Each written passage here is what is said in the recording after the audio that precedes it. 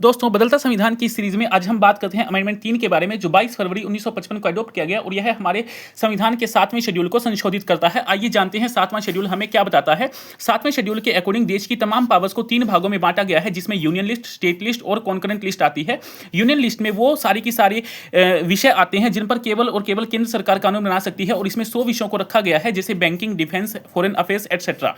State list में वो सारे के सारे विषय आते हैं जिस पर केवल राज्य सरकारें कानून बना सकती हैं, और इसमें 61 ऐसे विषयों को रखा गया है, जैसे पुलिस, पब्लिक हेल्थ एटसेट्रा। और कॉन्करेंट लिस्ट में वो सारे के सारे विषय आते हैं जिन पर केंद्र और राज्य दोनों सरकारें मिलकर कानून बना सकती हैं, और इसमें 52 विषयों को रखा गया है, जैसे education, forest, marriage and divorce etcetera.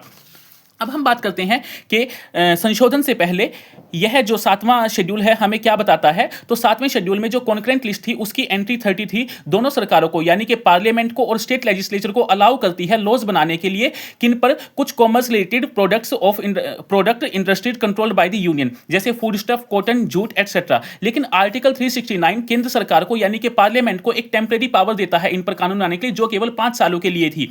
जैसे 1950 में हमारा संविधान लागू होता है तो यह पावर 1955 में खत्म होने वाली थी। ठीक उससे पहले 1954 में इस बात को ध्यान में लिया जाता है कि जैसे ही ये पावर खत्म हो जाएगी तो केंद्र सरकार इस पर कानून नहीं बना सकती है, इनको अपने कंट्रोल में नहीं रख सकती है। तो देश के सामने उस टाइम फूड स्टोरेज की समस्या, फूड शॉर्टेज की समस्या, सप्लाई की प्रॉब्लम और प्राइस इंस्टेबिलिटी के, अगर राज्य सरकार इस पर कानून बनाएंगी तो हर राज्य अपना अपना रेट निर्धारित करेगा और लोगों के सामने गरीब लोगों तक चीजें पहुंचने में दिक्कतें आएंगी। नीड फॉर इकोनॉमिक प्लानिंग, क्योंकि देश उस टाइम आजाद हुआ तो हमें इसकी भी जरूरत थी। तो यानी कि कुल मिलाकर राज्य को अपना इस पर परमानेंट नियंत्रण चाहिए था। तो इसीलिए संशोधन में क्या किया गया, इस एंट्री जो 33rd एंट्री थी इसको एक्सपेंड कर दिया गया, और ये जो 5 साल की जो परमिशन थी इसको परमानेंट कर दिया गया। Entry 33rd of the concurrent list was expanded, both the union government and state government were given concurrent power to make laws regarding trade and commerce, production, supply, distribution of improvement commodities such as. अब वो क्या क्या थी, food stuffs, cattle fodder,